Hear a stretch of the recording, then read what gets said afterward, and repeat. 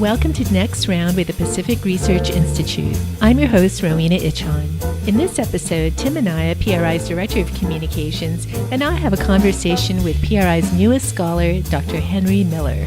Dr. Miller, a medical doctor, joined our healthcare team and will be focusing on food, drug, and environmental regulation.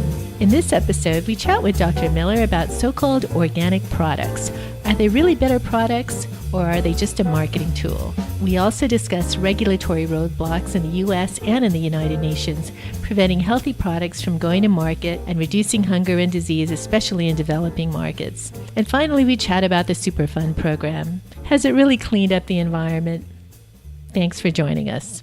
Welcome to PRI's Next Round, Dr. Miller, and welcome to PRI. So you joined PRI in September, and you're now part of our healthcare team along with our president, Sally Pipes. Could you tell our listeners a little bit about your background? You're a medical doctor, and some of the policy areas you'll be focusing on.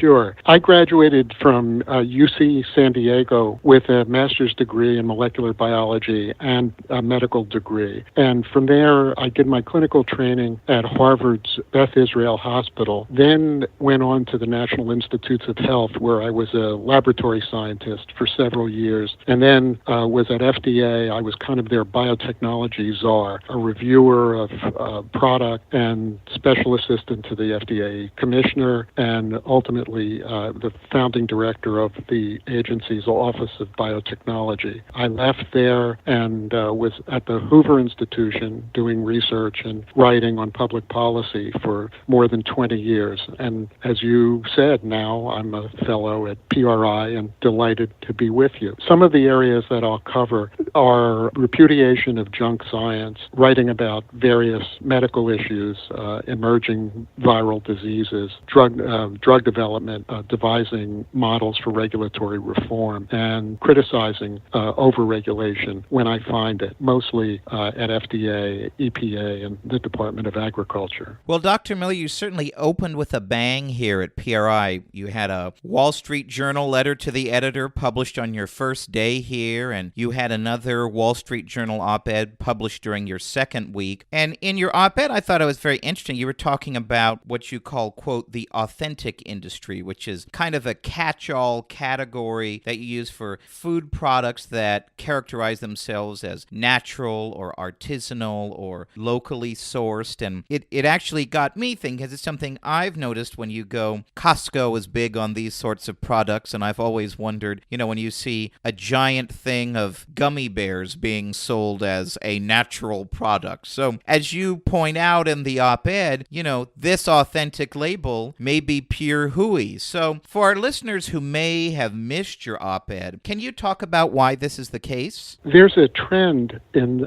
this country today, and also in Europe for that matter, toward people wanting more quote-unquote authenticity in their lives. And it takes many forms. A professor at Stanford Business School, Glenn Carroll, has studied this and found that people feel very strongly about this, and it affects their life choices and their food choices in an astonishing degree. So, for example, he's found that people's quest for authenticity in an ethnic restaurant, a Mexican restaurant, say, will overcome concerns about cleanliness and about the freshness of the food, even if they feel that they're getting authentic product. One example I used in the article was I recently on the freeway passed a dairy truck that said naturally sourced. And I thought to myself, are they trying to assure me that their milk for the dairy products comes from cows and not from a factory in Shanghai?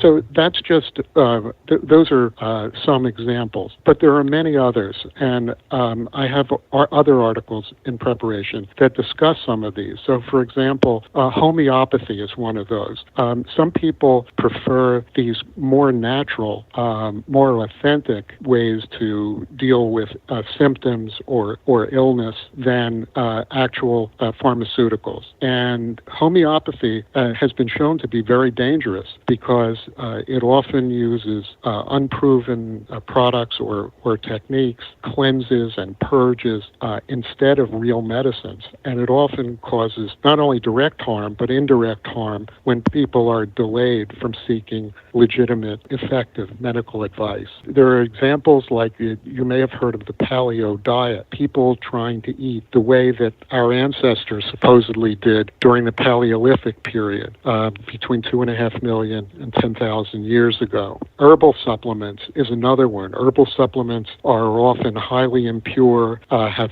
a severe side effect, and almost never work for anything. And but the thrust of that article was people's approval of and seeking out organic foods and other products, and responding to non-GMO labeling, which I think is really hazardous and or at the very least expensive. I have tried the paleo diet and I take vitamins, and earlier this week you recently talked me out of buying organic anymore. So I, for one, am very grateful that you decided to join PRI to disabuse me of all these notions that I've had in the past. Just a few weeks earlier, you wrote another op-ed for the Wall Street Journal that was noticed by none other than Dr. Scott Gottlieb, head of the FDA, and it even caused him to tweet about it. So you argue that the FDA had been giving the organic industry a free pass when it comes to false and deceptive advertising claims.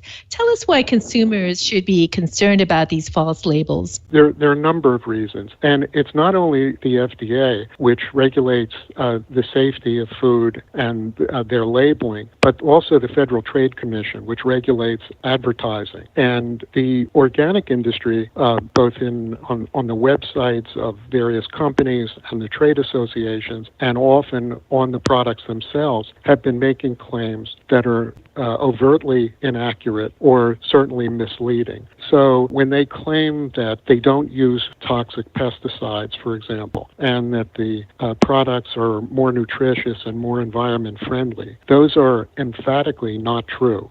For one thing, there are more than 24 synthetic chemicals, agricultural chemicals, that are permitted in the official standards for organic foods, and but the organic people never tell you that. And the reason that these are on the accepted list is that the practices and products that are used in organic agriculture are so primitive and so inefficient that occasionally the organic producers go whining to the board at the Department of Agriculture and tell them that they need these synthetics in order to survive. And so then USDA rubber stamps the application for approval of these, and that's the reason for them. But the whole pesticide thing is largely a red herring anyway. And the reason for that is that in a seminal paper a couple of decades ago, eminent biochemist Bruce Ames and his colleagues at UC Berkeley showed that 99.99% of the pesticidal substances in our diet are there naturally. They're there naturally because that's what plants use to defend themselves against predators, animals and insects, and viruses and bacteria. And so these are harmless in normal amounts to humans when we consume them, but that's where the vast, vast majority of pesticidal substances comes from. So quibbling about the tiny amounts that are sprayed on by farmers is really inconsequential, is really rather silly. The other thing that's disturbing about the claims of organic producers and those who sell these foods is that many of them are counterfeit. And so the Washington Post last year did a series of 3 articles that discuss the fraud that goes into especially imported, supposedly organic products. So the author, Peter Wawrzycki, described one large shipment of grain that began in Romania and made a stop, and then as it crossed the Atlantic, it was magically transformed from conventional grain to organic, raising the value by several millions of dollars. And this sort of thing is not uncommon. The U.S. is a net importer of supposedly organic products, many of which which, as I said, are just counterfeit. And the government, USDA, FDA, the FTC, is really not policing this very well at all. And so many consumers are spending inordinate amounts. And you know this, Rowena, if you've been buying organic products in the past, they're much more expensive. Oh, yes. Than conventional. And often you're not getting what you paid for. Why, I passed up the chance to buy those organic gummy bears at Costco, which were, I think, 2 or 3 times as much for half as much in the product. So let's talk about something that we certainly know a lot about here in California, and that's too much regulation. So at the end of this month, you're going to be making a presentation at a conference in Chicago about how overregulation can kill innovation and prevent beneficial products from going to market.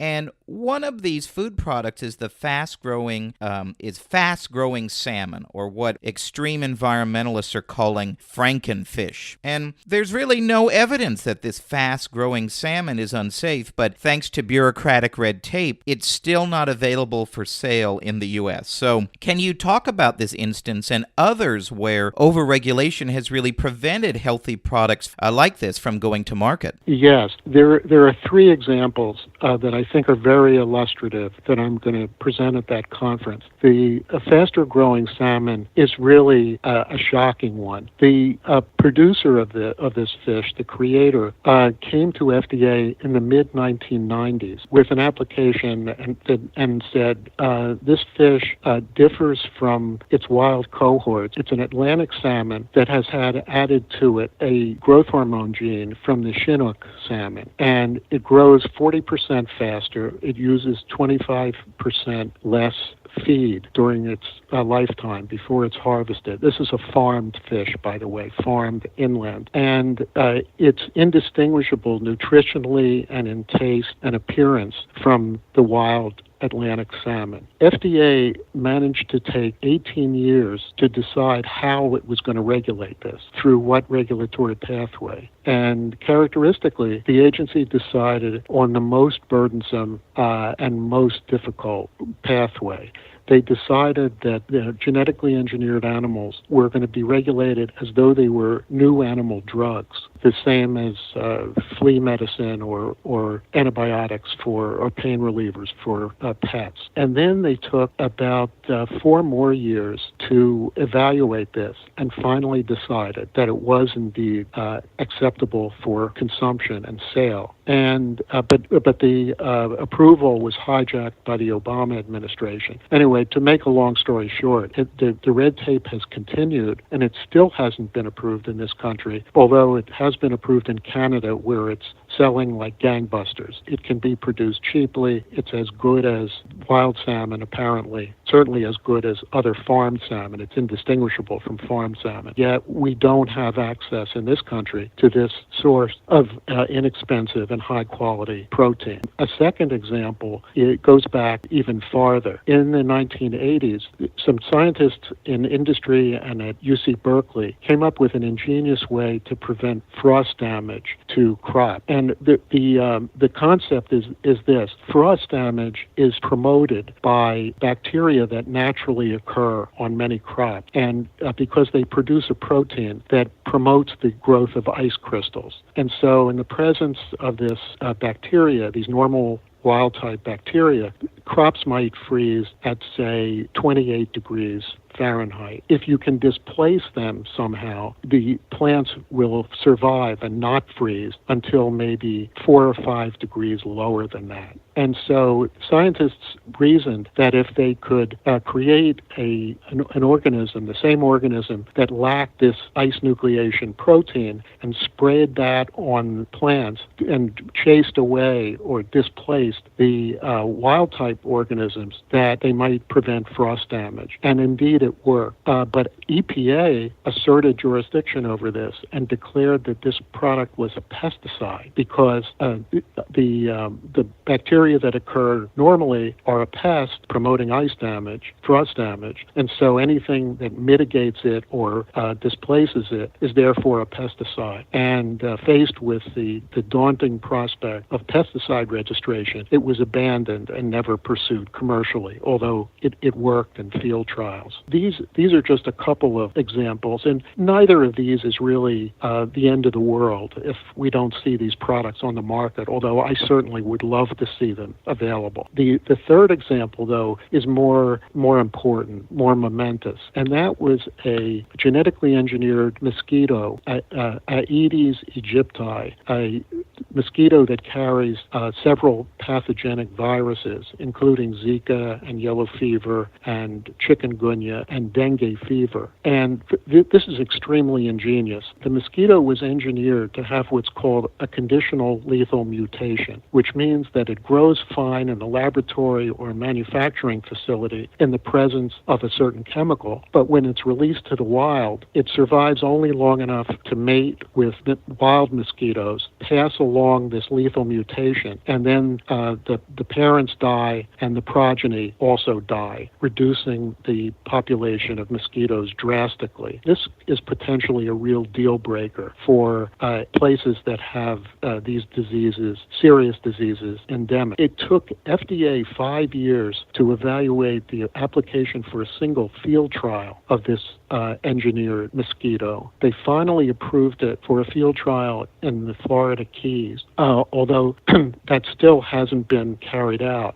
But the punchline is that FDA would be unable to approve that product, even if it were wildly successful, because of the language of the Food, Drug, and Cosmetic Act, which you would think FDA would be familiar with. The legislation says that a new animal drug, which again is how FDA has chosen to regulate this product, a new animal drug has to be safe and effective for the animal in order to be approved for marketing. But this is a lethal mutation that kills both the parents and progeny out in the wild, and so it could never be judged to be safe and effective for the animal. It turns out that after a colleague and I pointed that out in a Wall Street Journal op-ed in 2016, FDA shortly thereafter turfed jurisdiction for the product to EPA, where it justifiably belongs anyway. So these are examples of malfeasance or nonfeasance on the part of federal regulators that really is inexcusable. And Congress should be taking action to exact negative sanctions, I believe, against regulators who make these kinds of egregious, costly errors. In another regulatory mess, Dr. Miller, let's talk about the EPA's Superfund program, which was originally created decades ago as a short-term project to clean up the nation's most hazardous toxic waste sites. It's also been plagued with problems almost since its inception, and now it's grown into one of the largest public works projects, more than $30 billion spent on about 1,300 sites across America. And it's also a cash cow for trial lawyers. What are the prospects for getting real reform in the Superfund program during the Trump administration? I think they're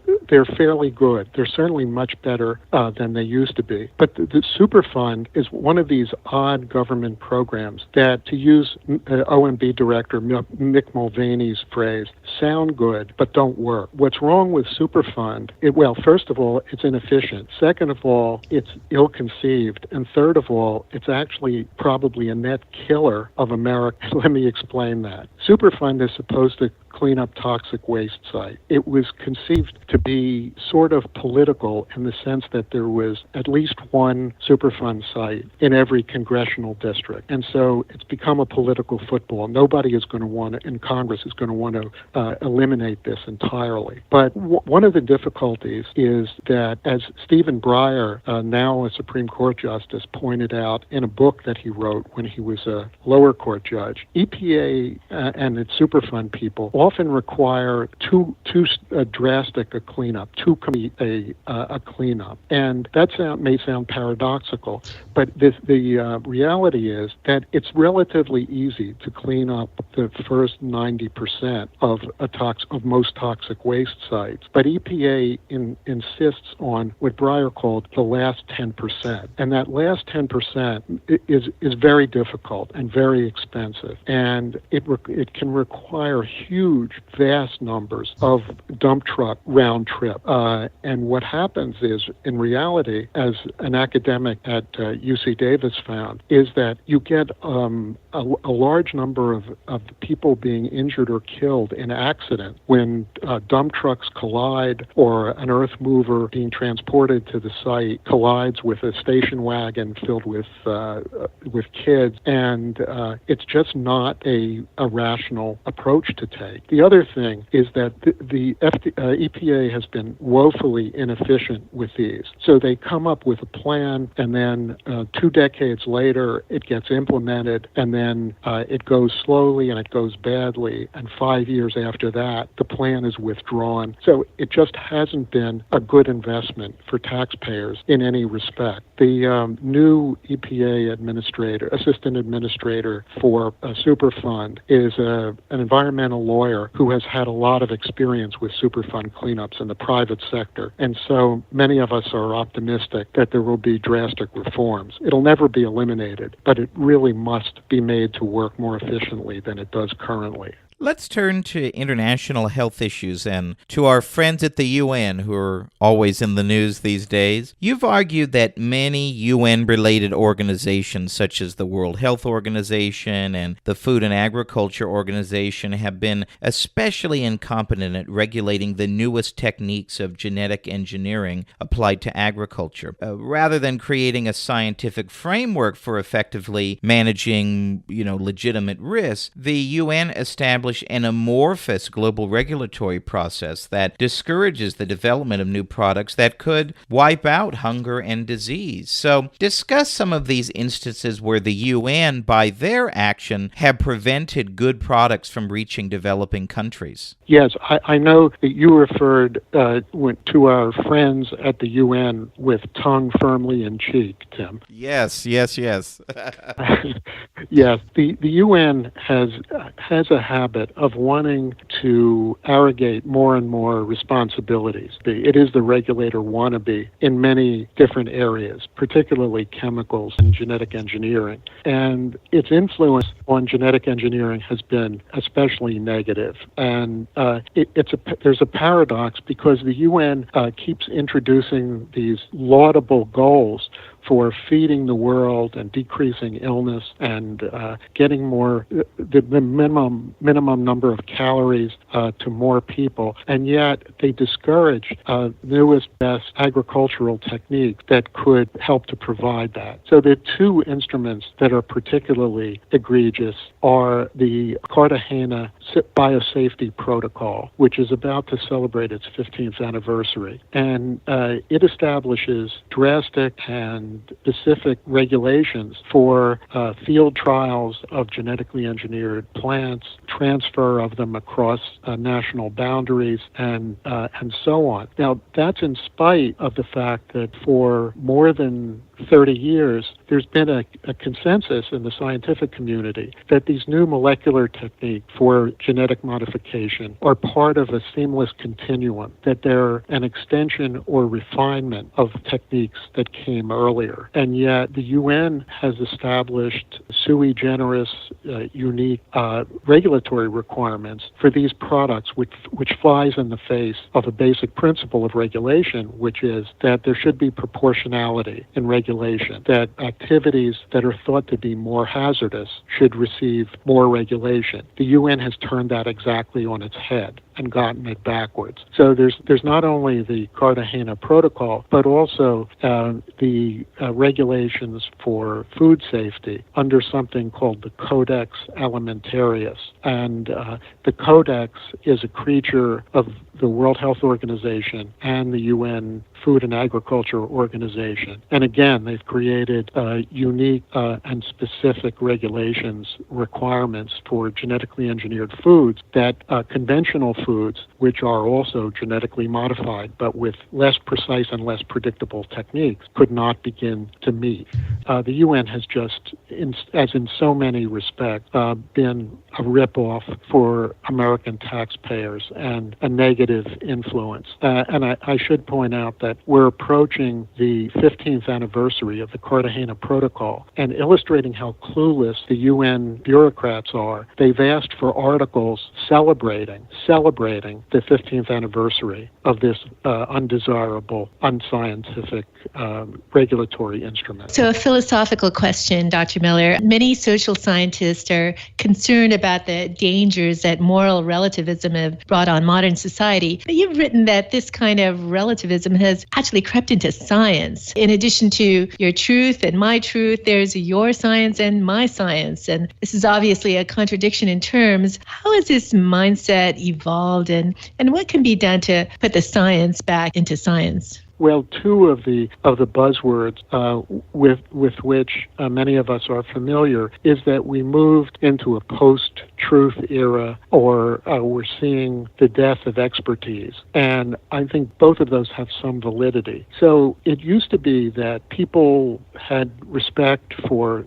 scientific experts and for data that were published in the scientific literature. Now, with the advent of availability of information on the internet, people think that Wikipedia or their favorite ideological website is the source of knowledge, or maybe they even get it from, heaven forbid, from MSNBC or CNN, where opinions are readily available. And so we're seeing a number of opinions, many of them unreliable, on scientific or quasi-scientific issues. There are a couple of other things that are influencing that in a negative direction. One is there's been an increase, a massive increase, in what are called predatory journals. And these are sort of fake scientific journals that exist as money-making machines for the publisher. So I receive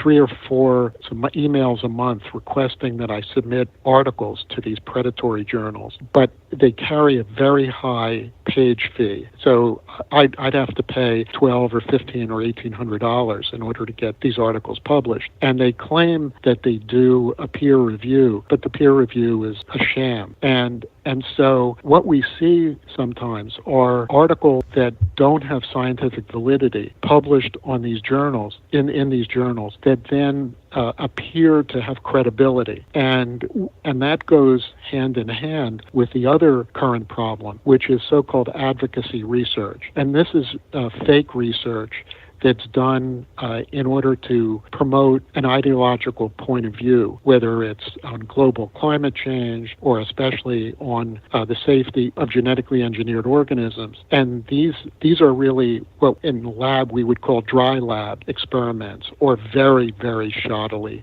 done experiments without proper controls and without really critical examination of the data or the samples involved. So when you have this predatory, shabby research and predatory journals, which will publish this stuff, and the results in the predatory journals can then be bandied around on the internet by an echo chamber of activists, you have a real problem with accuracy and with determining what's real, what's believable, what's credible, what should be used for making our personal choices or our public policy choices.